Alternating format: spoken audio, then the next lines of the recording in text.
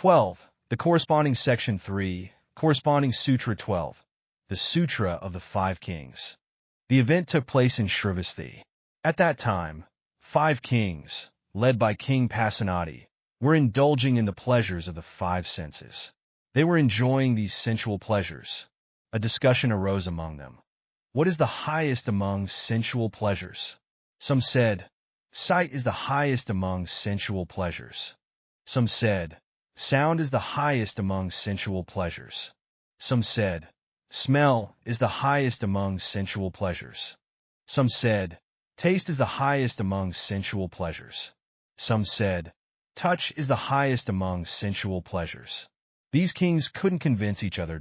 At this time, King Pasenadi said to the other kings, come, let's go see the Blessed One.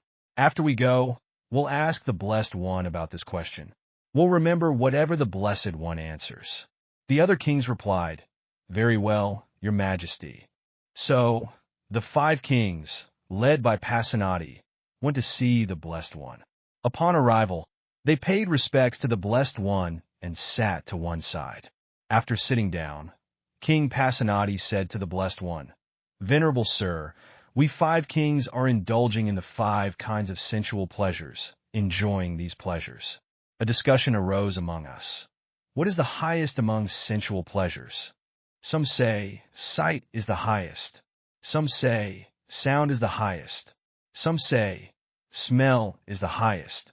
Some say, taste is the highest. Some say, touch is the highest. Venerable Sir, what is the highest among sensual pleasures? Great King, I say that among the 5 kinds of sensual pleasures, the highest is that which is satisfying to the limit. Great King, the same visual object may be satisfying to some people, but not to others. When a person is satisfied with certain visual objects and his wishes are fulfilled, he won't seek other higher or more refined visual objects. These visual objects are the highest and unsurpassed for him. Great King, the same sound may be satisfying to some people, but not to others. When a person is satisfied with certain sounds and his wishes are fulfilled, he won't seek other higher or more refined sounds. These sounds are the highest and unsurpassed for him. Great King, the same smell may be satisfying to some people, but not to others. When a person is satisfied with certain smells and his wishes are fulfilled, he won't seek other higher or more refined smells. These smells are the highest and unsurpassed for him. Great King, the same taste may be satisfying to some people, but not to others. When a person is satisfied with certain tastes and his wishes are fulfilled, he won't seek other higher or more refined tastes. These tastes are the highest and unsurpassed for him. Great King, the same touch may be satisfying to some people, but not to others. When a person is satisfied with certain touches and his wishes are fulfilled, he won't seek other higher or more refined touches. These touches are the highest and unsurpassed for him. At that time, the lay follower Canonigalika was sitting among the group. Canonigalika rose from his seat, arranged his robe over one shoulder, put his palms together in reverence towards the Blessed One, and said to the Blessed One, Blessed One, I have a realization. Well gone One, I have a realization. The Blessed One said, Canonigalika, speak your realization. Then, Canonigalika praised the Blessed One with suitable verses in his presence. Like a red lotus blooming in the morning, fragrant and sweet-smelling. Behold the Buddha, radiant, like the sun shining in the sky. Then the 5 kings presented Canonigalika with 5 upper garments. Canonigalika, in turn, offered these 5 upper garments to the Blessed One. In this sutra, form or sight has a specific meaning. It's not just about color, but has a broader and deeper significance. 1. Visual objects. The most direct understanding refers to all visible objects or shapes. This includes everything we can see with our eyes, such as scenes, colors, shapes, etc. 2. Materiality. In Buddhist philosophy, form also refers to all phenomena of the material world, i.e., the basic elements that constitute the material world. 3. Body. Form can also specifically refer to the human body as one of the 5 aggregates: form, sensation, perception, mental formations, consciousness. 4. Sensory stimulation.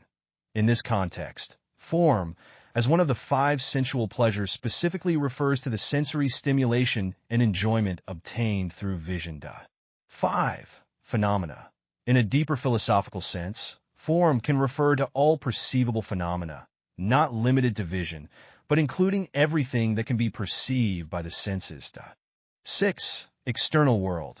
In contrast to mind, form represents the entire external material world. In the specific context of this story, form mainly refers to sensory enjoyment obtained through vision.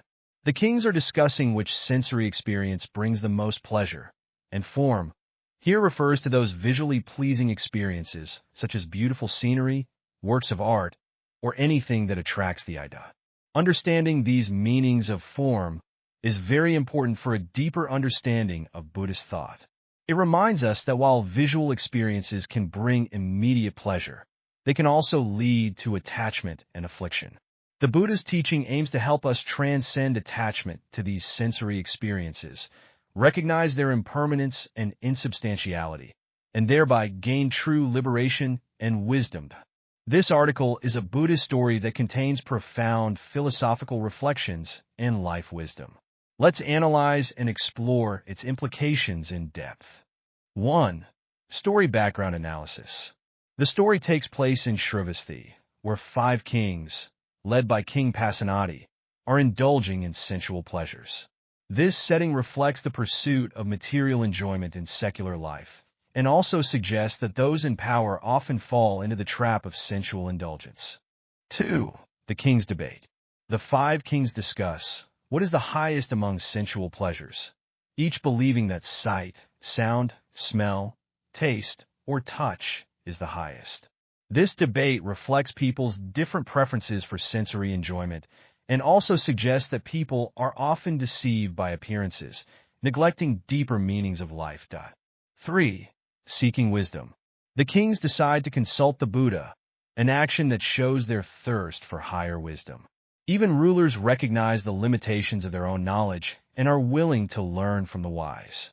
This humble and knowledge-seeking attitude is worthy of our emulation. 4. The Buddha's answer.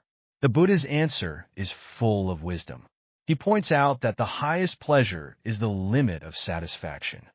This view reveals the relativity and subjectivity of desire fulfillment, breaking the misconception of absolutization and objectification.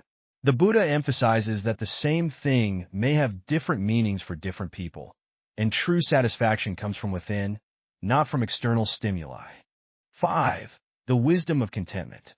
The Buddha further explains that when a person is satisfied with a certain sensory experience, he will not seek more. This view reveals the wisdom of contentment brings happiness, reminding us that excessive pursuit may lead to an endless cycle of desire. 6. Canonigalika's sudden enlightenment. The sudden enlightenment and praise of the lay follower Canonigalika demonstrate the immediate effect of the Buddha's teaching. He compares the Buddha to a lotus blooming in the morning and the shining sun, implying that the Buddha's teaching is like fresh fragrance and bright light, capable of inspiring hearts and dispelling confusion. Profound description and reflection. This story inspires us that the true meaning of life is not in the endless pursuit of external sensory stimulation, but in seeking inner peace and satisfaction. It guides us to think about the following questions. 1. The nature of desire. We are often driven by various desires, but can these desires really bring lasting satisfaction? 2. The source of satisfaction. Does true satisfaction come from external stimulation or from inner awareness and acceptance? 3. The wisdom of relativity. How can we find universal standards of value while acknowledging individual differences? 4. The art of contentment. In a modern society full of material desires, how can we learn to be content and avoid falling into endless pursuit of desires? 5. The pursuit of wisdom. When faced with confusion and troubles in life, do we have the courage and humility to seek advice from the wise? 6. The possibility of sudden enlightenment. Each of us has the potential to gain profound insight at some moment. The key is to maintain an open and aware mindset. This story reminds us that the true value of life is not in how much we possess, but in how we view and experience what we have. It encourages us to transcend superficial sensory enjoyment and seek inner peace and wisdom. In this era of material abundance, but often spiritual poverty, such ancient wisdom is particularly precious and important. Let us face life with an open and humble attitude, learn to be aware of our desires and satisfaction in daily life, cultivate the wisdom of contentment, and seek true inner richness. In this way, we can find tranquility in a complex world and grasp the eternal in the ever-changing.